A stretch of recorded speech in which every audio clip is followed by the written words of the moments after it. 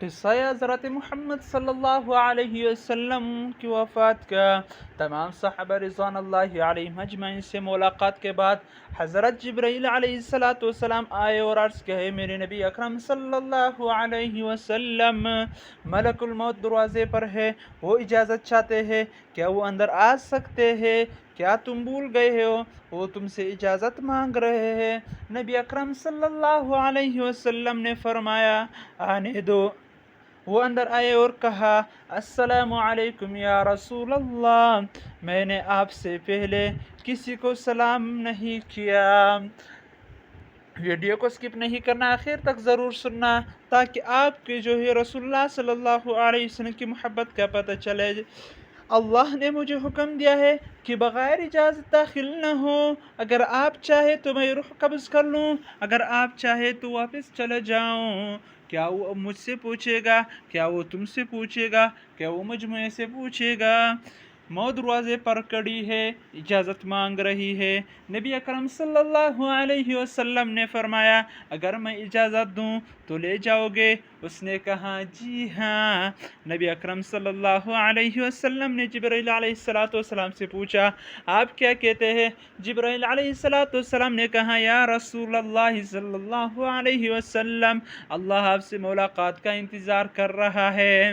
اے بھائیو اور بہنوں اور میرے دوستو، ایسی موت مانگو جب تم جاؤ اللہ خوش ہو۔ تمہاری موت ایسی نہ ہو جیسے مجرم پکڑا جائے، ایسی موت کی دعا کرو اور نبی اکرم صلی اللہ علیہ وسلم جیسی زندگی گزارو، موت تمہارے لیے راحت بن جائے اور اللہ خوش ہو جائے۔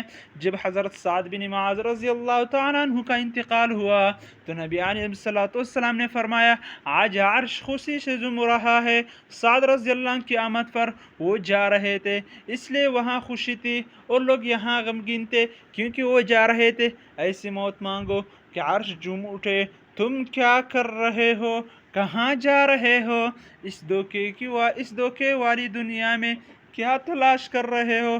جب اللہ کو تلاش کرو اور اس کے نبی اکرم صلی اللہ علیہ وسلم کو تلاش کرو، پھر یہاں سکون سے جیو اور قبر میں سکون سے سو اور جنت کے مالک بن جاؤ۔ جبرائیل علیہ السلام نے کہا، اللہ پاک آپ سے ملنا چاہتا ہے۔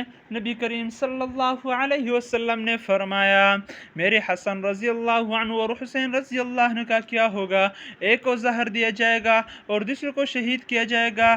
محرم ہمیں یاد دلاتا ہے کامیابی اللہ کو راضی کرنے میں ہے۔ حسین رضی اللہ عنہ دنیا میں ہارے مگر حقیقت میں جیت گئے، اور قاتل دنیا میں جیتا مگر حقیقت میں ہار گئے۔ اللہ کو پا لینا اصل کامیابی ہے، اللہ کو کھو دینا اصل ہار ہے۔ اللہ کو اپنی زندگی کا مقصد بنا لو۔ نبی اکرم صلی اللہ علیہ وسلم نے فرمایا، جبرائیل جا کر پوچھو میری امت کا کیا ہوگا۔ ہر انسان اپنے بچوں کی فکر کرتا ہے مگر نبی کریم صلی اللہ علیہ وسلم کو امت کی فکر تھی۔ یہ ہے ہمارے نبی کریم صلی اللہ علیہ وسلم۔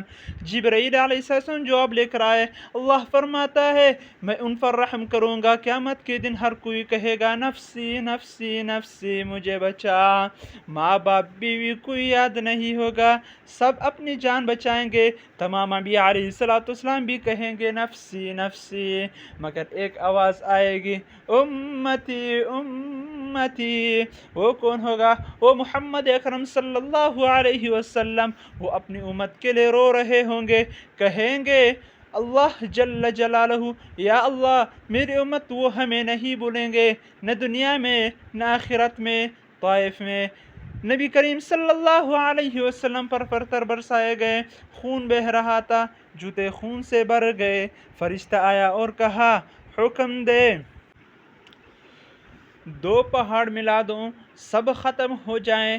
نبی کریم صلی اللہ علیہ وسلم نے فرمایا، نہیں نہیں، شاید ان کی نسل ایمان لے آئے، میں سزا دینے نہیں آیا، میں رحمت بن کر آیا ہوں۔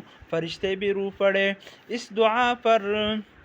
اے بھائیو دوستو میرے بہنوں، اللہ سے دعا کرو، وہی خالق ہے، وہی رازق ہے، وہی مالک ہے، وہی زندہ کرے گا، وہی موت دے گا، وہی قبر سے اٹھائے گا، وہی حساب لے گا۔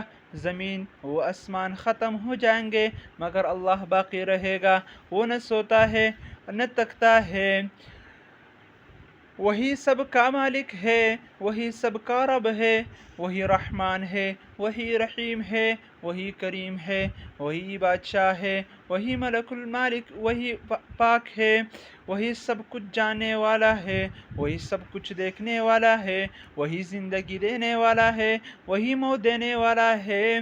وہی ایک ہے، اس کا کوئی شریک نہیں. یہ ہے تمہارے اللہ